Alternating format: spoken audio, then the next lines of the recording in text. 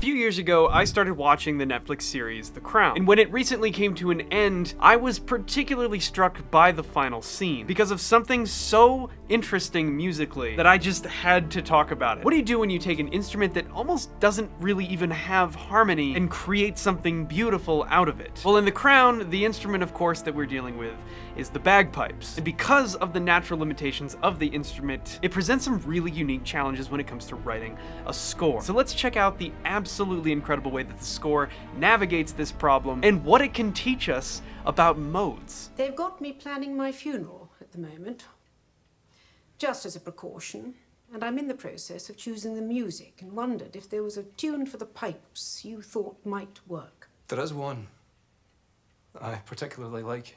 Sleep, dearie, sleep. This is the song that we're going to be dealing with. It's a centuries-old Scottish lullaby, and we're about to hear what it sounds like.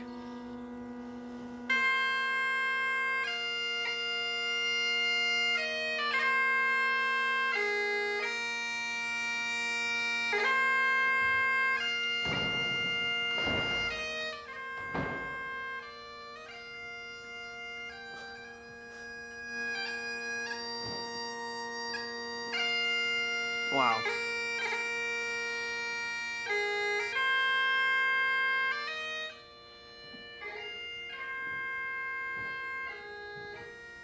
So, you can immediately hear what's going on harmonically here, or rather, you can't. And that's because of what the bagpipes are as an instrument. It's a reed instrument that uses it's a bag. I don't know if they call it a reservoir or exactly what they call it, but it's basically, you keep this air sac inflated, and you use that to kind of push air through the instrument, and you just continuously fill that reservoir. That's the way I understand it, and I'm far from a bagpipes expert. But one of the things that we hear with the bagpipes is a drone. Now, that's going on all the time underneath whatever you play, right? And this is the sound of the bagpipes. Well, that's obviously going to create some limitations. It's going to stop us from being able to play any harmony that we want. And it's really going to significantly impact the choices that we make melodically and what we tend to feel that the implied harmony is. Now, I say implied harmony because, again, with the bagpipes, we're unable to play more than one note at a time. So for the duration of any melody, you are relying on the combination of the melody note plus the drone to maybe make some assumptions about what's going on with the harmony. Now, this particular Scottish lullaby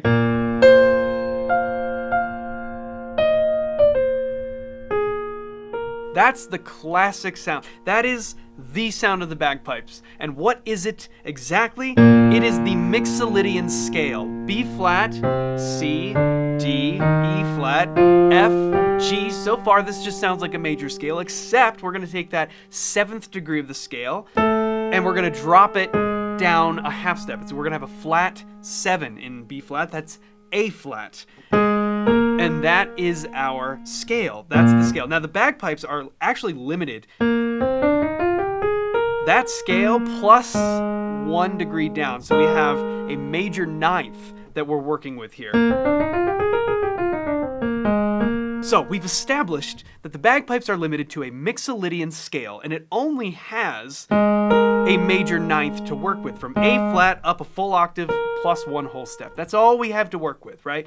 So the question is, how are we going to bring back that theme at the very, very end of the entire series to create what I think was an incredibly beautiful and powerful ending to this series? I don't know if spoilers are really relevant when it comes to this show, because it's not exactly an outcome that we don't know. But if you haven't seen the show yet and you want to see how they wrap the whole thing up, we're going to be looking at that now. So if you don't want to see that, then come watch this after you've watched that.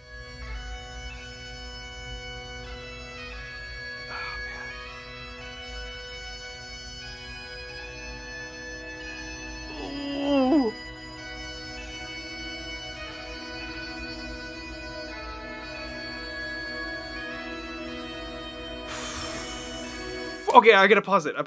Wow, this is just so cool. And it's so simple. And all we're doing is we're taking advantage of our understanding of modes to figure out different things that we can do here to create harmony, to fill this out with the rest of the orchestra, with the rest of, you know, whatever sound palette we're using here to write this score. This, by the way, is the work of Martin Phipps. And if you didn't know this, by the way, the theme to The Crown, the title score, the actual opening theme, was written by none other than Hans Zimmer. But as far as I know, that was his only involvement with the show. And Martin Phipps did this incredible work. For some reason, I don't know why, maybe it's just for the sake of the rest of the orchestra and the rest of the score, but we've now shifted the bagpipes perfectly into B major, right? So now we're gonna look at our Mixolydian scale. It's gonna be B Mixolydian. There's our flat 7. And of course, with the bagpipes, we have the one whole step underneath, and that is our range that we get to work with. So, sleep, dearie, sleep. Now we're in B major, okay? So, what are we gonna do to give this thing a full score, a full orchestration? How do we get harmony out of something where all we have is a drone that is fixed, and then we have a melody that simply moves around the Mixolydian scale? That doesn't seem like it gives us a lot of options, but in fact, it really, really does. And let's look at exactly how Martin Phipps did this. So at first we hear the melody. And when we go to our third section, we introduce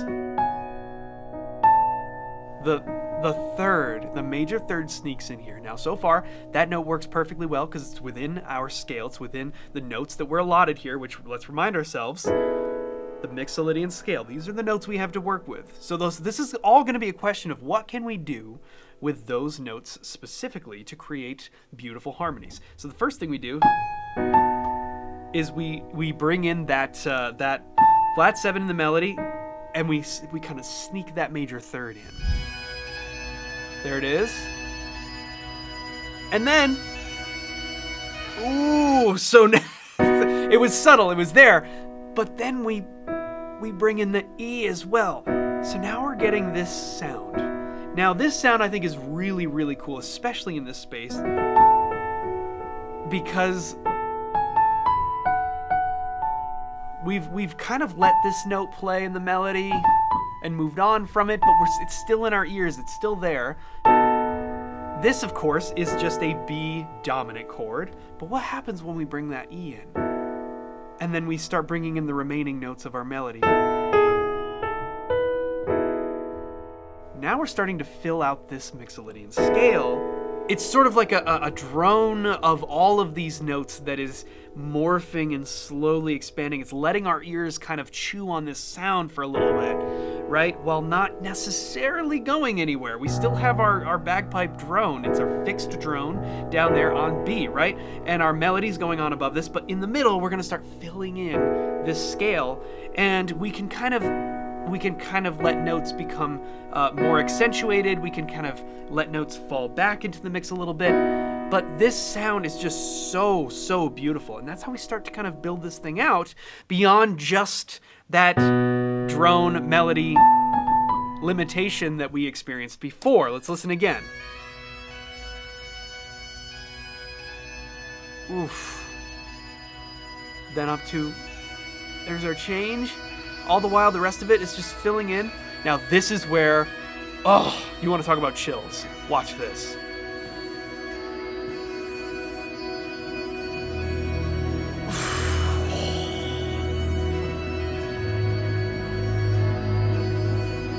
Oh, okay, all right. This is unbelievable. The scene itself is, of course, so powerful because the Queen's funeral, they've set this up to look exactly as it did in real life. So if you made that connection right there where you saw, I mean, you want to talk about chills, right? How do we accentuate that musically? We already have this incredibly beautiful centuries-old Scottish lullaby playing, which was the music that she did choose for her actual funeral. But again, we're starting to fill this in. We're starting to do something different with it to expand upon the harmony that we're hearing. What's the first thing that we do? All right, what is that note there? It's the 4. It's E, right? In B major. Now, why does this work? Because Mixolydian, if you remember, is the 5th mode of the major scale. So that would mean if we're playing B Mixolydian, we can find out exactly what key signature we're using by saying, all right, well, if it's the 5th mode of the major scale, what is B the 5th of? 5, 4, 3, 2, 1, E. So the notes between B Mixolydian and E major are exactly the same notes. We can just drop that E. It works perfectly. It sounds beautiful, but we don't stop there. Listen to this. E, but then, G sharp.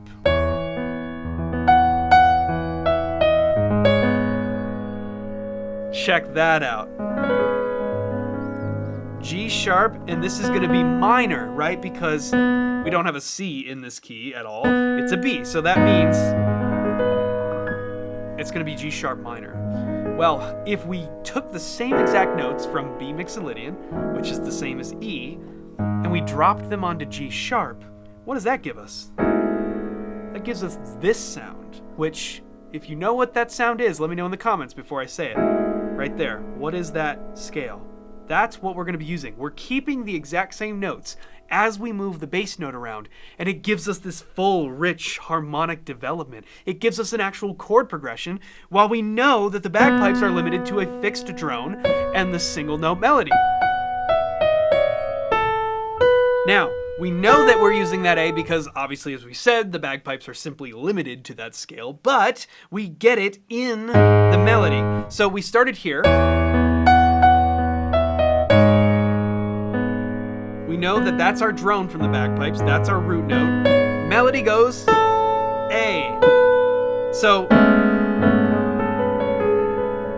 those are the notes we're working with. It's G sharp, Phrygian, which Phrygian, as we know, is the 3rd mode of the major scale, which again, if we say, well, what is G sharp the 3rd of? Brings us right back to that E. So we know we're still using the same notes, which are limited, of course, by the bagpipes themselves. So you can see what we're doing here. We're making a clever usage of modes in our understanding of the fact that we're working with one set of notes to say, well, okay, we might be limited there, but we can still move things around. And as long as we're using the notes that work with the bagpipes, like, we're good, because it all goes together. Oof. That was D sharp.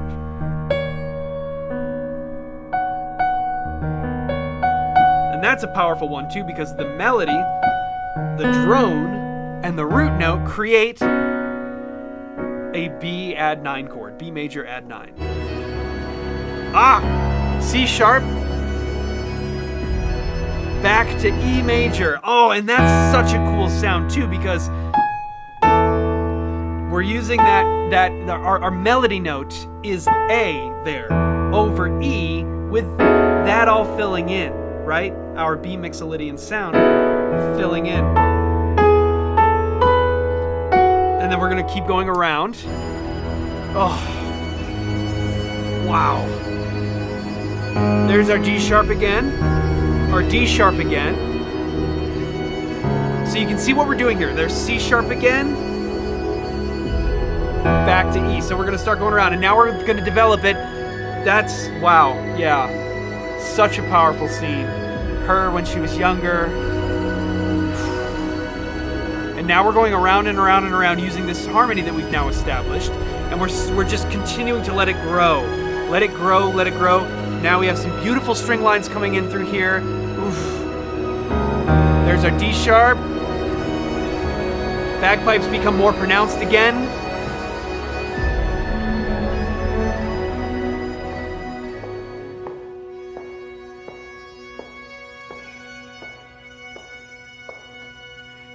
That's a really interesting line in the bagpipes right there. Now here's why. Did you hear that? That sounded a little strange, didn't it? That sounded not like we typically expect the bagpipes to sound. Why?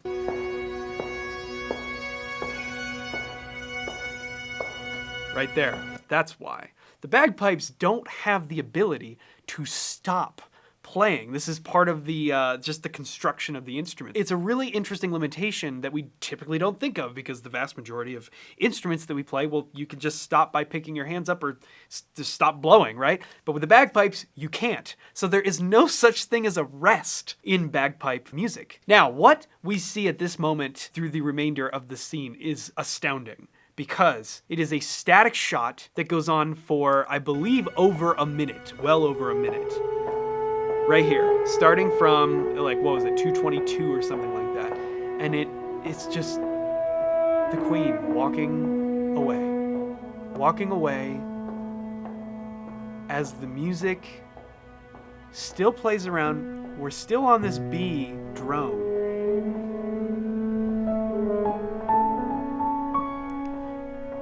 Still utilizing that B mixolydian scale.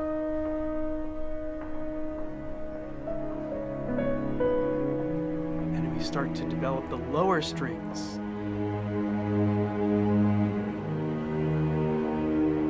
Now we're going to build up this minor sound.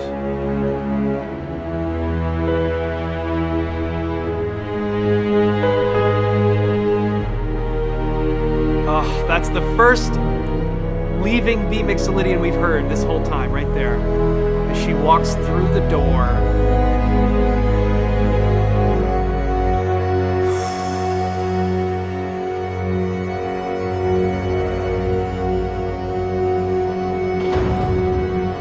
Wow.